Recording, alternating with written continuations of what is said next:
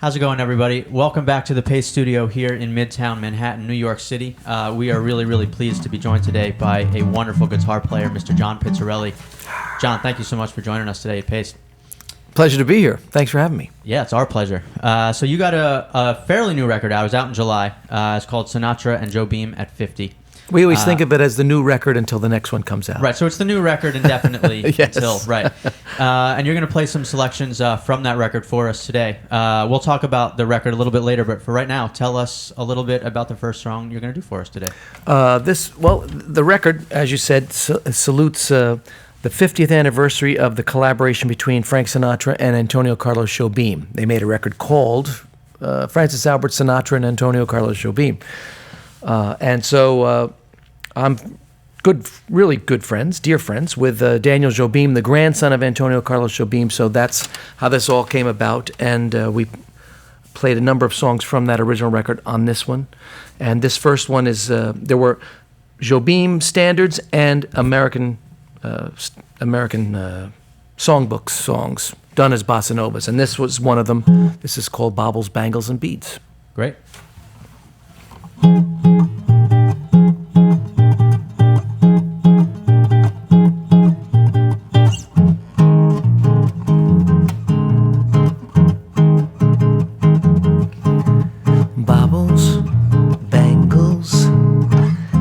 How they jing-a-ling-a, baubles, bangles, bright shiny beads, sparkles, spangles, your heart will sing-a-ling-a, wearing baubles, bangles, and beads, you'll glitter and gleam so.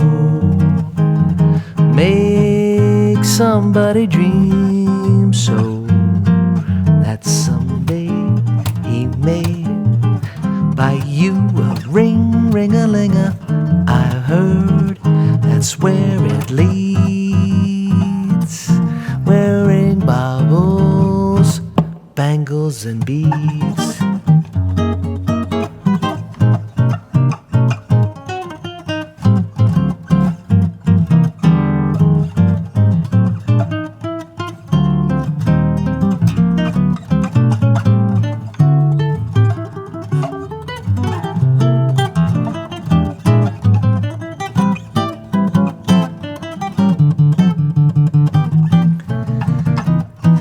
You'll glitter and gleam so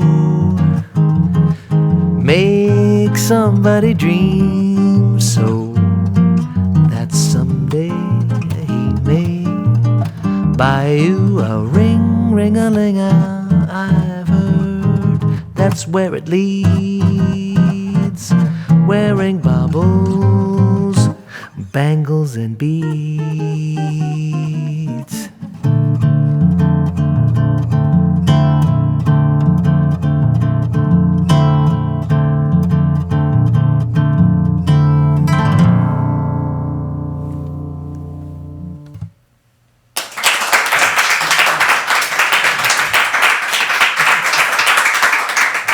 Thank you much. They're loving it up in the balcony. I want to tell you, this is amazing space. Yeah. Oh, thank you. So let's talk about this record a little. Sure. You are someone who has recorded the music of Sinatra before. You've also recorded a bossa nova album before, at least one. Mm-hmm. So talking about Sinatra, this was, obviously he was a vocalist, and he made amazing music over many decades. But tell me, as an instrumentalist and a vocalist, but primarily an instrumentalist, I think, what is it about this singer that so inspires you as a guitar player? Oh, I think just as a singer, it's the interpretation and the idea of Sinatra has always been somebody to me who's just been locked into whatever the song is. He makes you believe, as the most successful singer on the planet of American popular song, that he can be the most down and out guy in the bar room who's just lost the girl. Why those women would leave him. He can make you believe that they would leave him. Yeah. He can be the guy with the world on a string, and then when he sings bossa nova, he transforms himself into a different kind of singer to match the idea of what Jobim is giving him musically, whether it be the song or through the guitar and all those Klaus Ogerman arrangements. So Sinatra is just an inspiration as an interpreter to me. It's just amazing, A lot of people, like when I made the Sinatra record, people would always go, "Well, you sang those songs, but you don't sound like them." And it's like, well, that wasn't the point, So it's the idea of how he's able to transform those songs into something, and that's inspirational in whatever music I decide to do. That's interesting. In terms of the collaboration that you are sort of paying tribute to, the original Sinatra Jobim. This was in 1967, and this was something that I think was, at the time, outside of Sinatra's comfort zone. Sure. He had never made a bossa nova record, even though it was a popular music, even outside of Brazil at that time. Yeah. And, since then, of course, jazz and bossa nova have had a very fruitful relationship. Is there something that is sort of naturally complementary? Or why do these two forms of music, do you think, why would Frank Sinatra be so perfect for a bossa nova record? Well, I think the harmonies also of the songs, all those great chords that they all appear in there, are something that lend themselves to translation into jazz. This has a natural kind of, I think, jazz center to it because of the harmonies and all that stuff. I mean, I think Jobim was hearing Gershwin and Cole Porter and translating into that with the bossa nova beat, in a sense, to his language. So it's, I think that's why the two go hand in hand. For me as a guitar player too, it's, sometimes people will say, well, he didn't play any guitar solos on the record, but I'm playing all of this, and that's part of what's so beautiful about bossa nova too. It's so guitar driven, and you have bass notes and chords, and it's this idea of, this is, I sort of dig this setup because it's like João Gilberto. When I saw João Gilberto, it's one mic for the guitar, a vocal mic, and you're off to the races. So that kind of thing is what is so great for just the guitar and voice. It lives for bossa nova. And something, as much as this is an homage to that project, something we never, of course, saw Frank Sinatra do was sit down in a chair and play the guitar and sing. Right, or the piano, really. Or the piano. Yeah, it's sort of amazing when you think about that. Yeah. And the interesting thing that Daniel told me about the Sinatra Jobim record is Sinatra said to Jobim, "I want you to play the guitar." And he was a piano player. Right. Had some guitar knowledge, but it was sort of like, okay. You know. So he learned the guitar for that record. Wow, that's amazing. And maybe it had something to do, I'm going to talk out of school here, though, Girl from Ipanema, Gilberto, was this in Sinatra's mind? Was he thinking, this is the sound that I want to capture? Oh, I'm sure it was the sound, and I think he realized that if he was going to appear with Jobim or have Jobim there, he liked the idea of, he wanted that guitar thing, and he said to Jobim, as Daniel told me, that Sinatra said, it's like that Latin lover look. You're back, the guitar. It's. I think he realized it was central to the vibe that he wanted to create. Right, and Jobim literally learned to play the guitar, or just sort of. He had a guitar knowledge, but he had to, he had to play it. There's actually one track.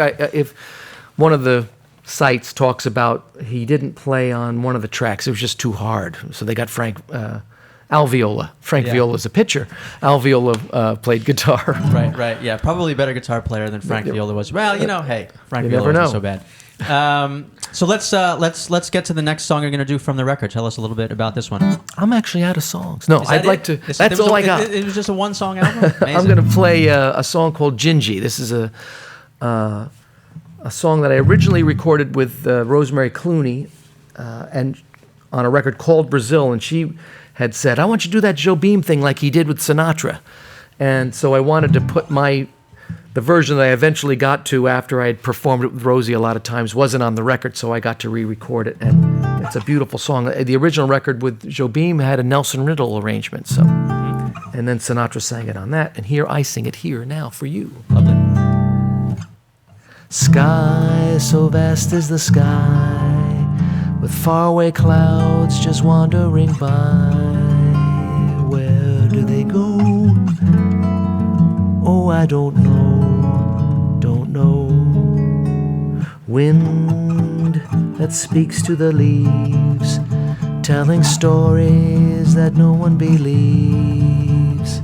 Stories of love belong to you and me. Oh, Gingi, if I only had words, I would say all the beautiful things that I see when you're with me. Oh, my Gingi. Oh, Gingi. Like the song of the wind in the trees, that's how my heart is singing, Gingi. Happy Gingi when you're with me. I love you more each day. Yes, I do. Yes, I do. I'd let you go away if you take me with you. Don't you know, Gingi? I'd be running and searching for you like a river that can't find the sea. That would be me without you, my Gingi. I love you more each day. Yes, I do. Yes, I do. I'd let you go away if you take me with you. Don't you know, Gingi? I'd be running and searching for you like a river that can't find the sea. Oh, that would be me without you, my Gingi.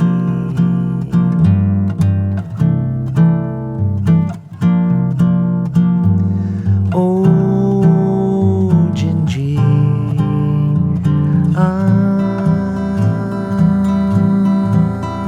Gingi, Gingi, Gingi.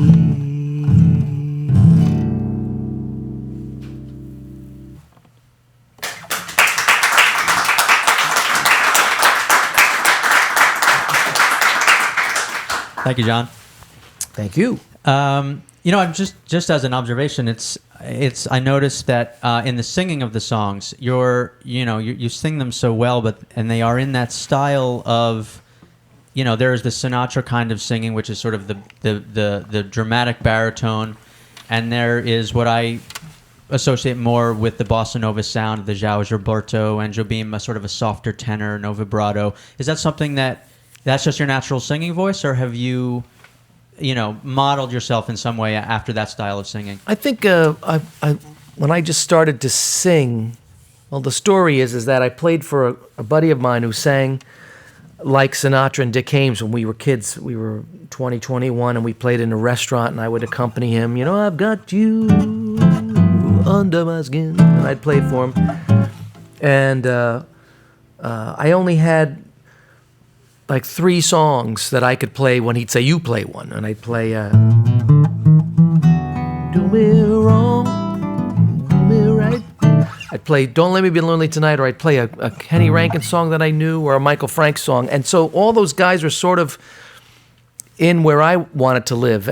But then I was introduced to Nat King Cole's music and his trio, and it was sort of the same thing, but Nat was singing about Route 66, a Frim Fram sauce, and Straighten Up and Fly Right. So the sort of the tenor and the jazz of it was all in this kind of idea, and it wasn't Night and Day, You Are the One, or just one of those things. And it was a much more approachable sound for me as a vocalist. Mm-hmm. And then there was Chet Baker, and I started to listen to that. But Michael Franks and Kenny Rankin and Jobim and João Gilberto were all in my ballpark. So that's always where I end up. Yeah, right. And in terms of Daniel Jobim, talking about him, he's the grandson of Antonio Carlos Jobim.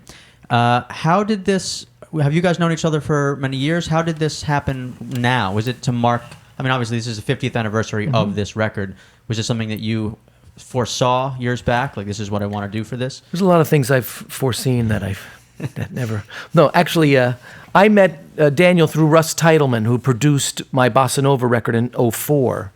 And we were looking for someone to sing the Portuguese section of Girl from Ipanema on that record. And so he said, Daniel's in town, and he came to the session, and I said, you should sing this. And so he sang it, and then we toured for about a year and a half, and we did two-week runs at the Carlisle a couple of years ago, where we did a lot of these Sinatra Jobim arrangements. Here in New York City, the Carlisle. Here in New York City at the Carlisle, the Cafe Carlisle, on the fashionable Upper East Side. And so when I decided I was going to do this record, I thought, well, I got this material. It'd be great to get Daniel in and really make a record out of it. And I realized as I researched more, it was the 50th anniversary. So it was perfect. I foresaw correctly. Yeah, right. And I was reading that, I'm not sure about the recording process was very fast, just a few days, I think. Yeah. And Daniel never actually left Brazil. Is that right? he had a bit of a passport problem. Is that something that you have done before in recording? No. No? And how did that work out? Well, and I only speak this way because Daniel, I tend to speak the way Daniel speaks because I do this. And he said, it's going to be okay. I have the cloud, and I will be in the same studio that my grandfather was in, and you'll be up there. It'll be great. And I was going, what? And he goes, no, it's going to work out. And we tested it a week before we went in for the 3 days, and we would play, like in this song, Gingi, in the middle of it, I go, without you, my Gingi, and I say, you're going to sing, and I'm going to leave a section for you to sing in Portuguese in there, and then we'll sing together out. And he was like, great. And so we'd make the track, and we'd hit a button, and it would go down there, and we'd be playing Baubles, Bangles, and Beads. And then we'd see a little red light, and it would come back, and we'd hear it, and it goes, there it was. So it was, and he was in his grandfather's studio, which is on a farm, a little studio area that he had, that he's upgraded, and then he would go outside. This was in January here, so it was cold here and summer there, and he would take little videos of toucans and the trees in the forest. Just to rub it in. And he'd say, it's Tom and Frank. And he'd go, look. So it was really... But it turned out to be, it was a really great way to work, and there wasn't he had to respond to me musically, but it wasn't like we were singing to each other as opposed to commenting on what was going on musically, and that's why I think I wouldn't want to do it where I just send it down and say, good luck. Right. If it were a back and forth. True duets, but it was really nice to get his voice, and then it was something special about it coming from his grandfather's place. And something in a way kind of apropos. There's the American recording and the Brazilian recording, and they come together. It was amazing. And then actually he had on his air conditioning, and then at the beginning of one of the cuts that he played called Two Kites, he took the microphone out at night and just recorded the sound of the forest, and so the record you can hear all the birds and the bees and the flowers and the probably trees. Wouldn't have worked out as well if you'd stuck that microphone out of a New York studio. Outside of Pleasantville, New York, you'd hear, the people coming from the diner. Yeah, right. So tell us a little bit about the third song you're going to do today from the record. The third song is a song that I wrote with my wife, Jessica. I had originally written the melody in 1988. And then... I don't believe I ever really had a lyric on it, and then Jessica wrote a lyric to it, my wife Jessica Molaski, and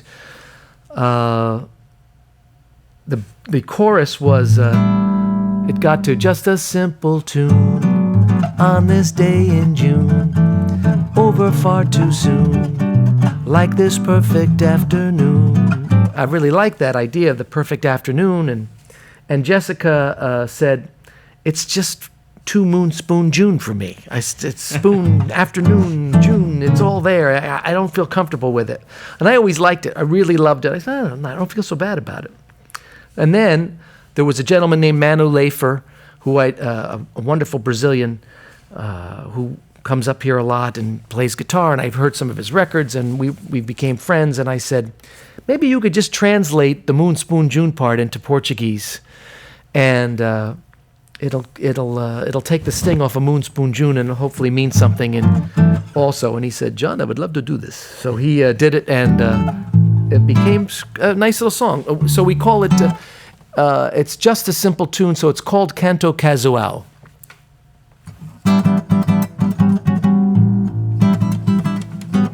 There's a song in me that's longing to be played, and my heart's begun a secret serenade, for I haven't heard it now for quite some time, and it's been so long since I could sing in rhyme. Somewhere a distant melody tells me it's a longing to be free. 3 little notes become a symphony. Sometimes a delicate refrain lives in a long-awaited strain. Sometimes the song comes back again. Canto casual, junho junto e tal, laquelo igual, essa tarde ideal. Canto casual, laquelo igual, essa tarde ideal. The song begins the moment you appear. It's an overture that only 2 can hear, and it teaches you the simplest lesson yet, and it sings to you so you will not forget. Somewhere a distant melody tells me it's longing to be free. 3 little notes become a symphony. Sometimes a delicate refrain lives in a long-awaited strain. Sometimes the song comes back again.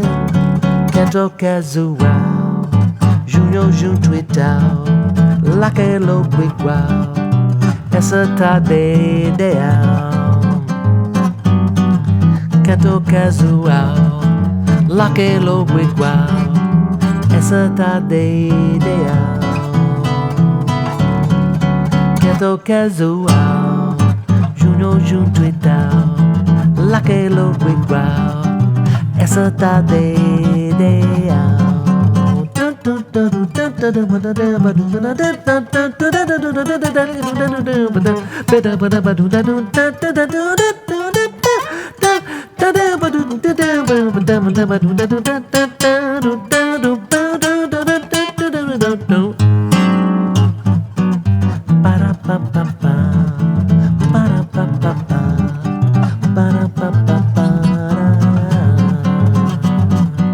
Just a simple tune, over far too soon, like this perfect afternoon.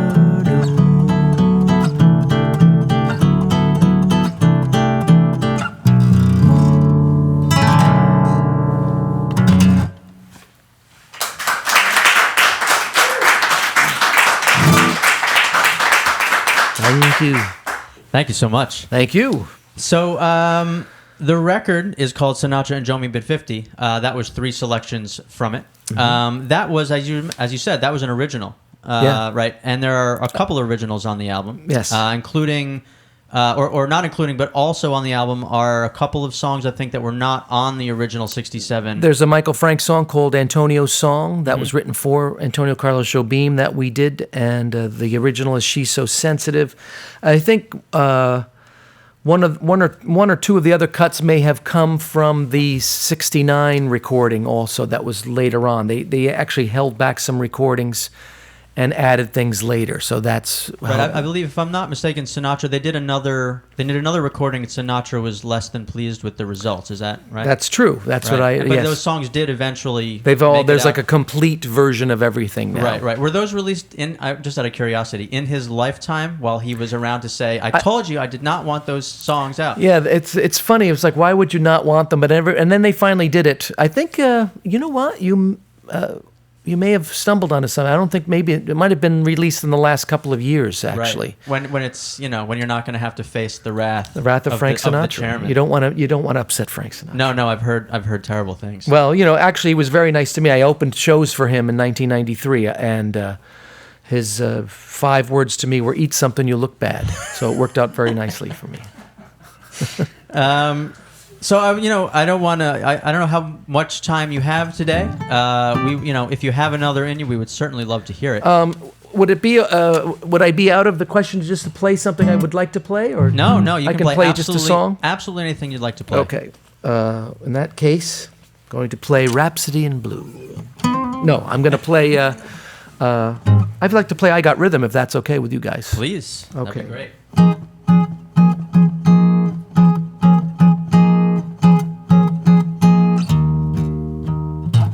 I got rhythm, I got music, I got my gal, look at us for anything more. I got daisies in green pastures, I got my gal, look at us for anything more. Old man Trouble, I don't mind him, you won't find him at my door. I got starlight, I got sweet dreams, I got my gal, look at us for anything more. Who could ask for anything more?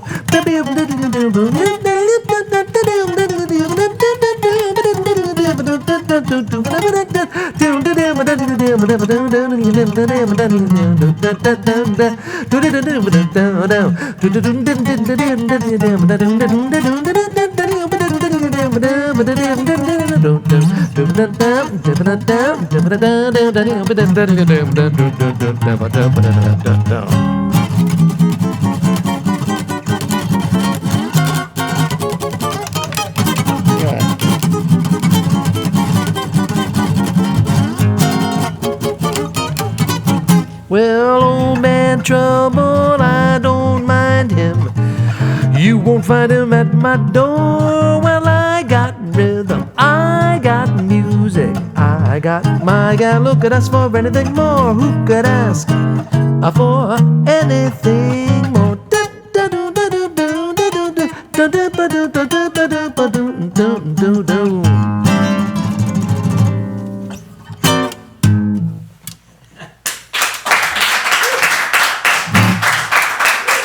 Thank you. That was the showstopper. There you go. I think we have to stop the show. All right. Stop the show. The album is called Sinatra and Jobim at 50. Sinatra and Jobim at 50. It's a wonderful album. Buy in and the bulk. original album also, we should say, is also a wonderful album. Yeah. I want you to get both and compare and contrast. And contrast, yes. So this is John Pizzarelli, who you're now going on tour, I think. Running with all this over. show, but you're always on tour. I'll be, you can find all those dates at johnpizzarelli.com and see everything we're doing. You can hear Radio Deluxe things there. I got a little radio program with my wife, Jessica, too, and there's some wonderful photos of me at the website. But, and you can see all of our touring schedule in there. We'll be all around the United States before the end of the year.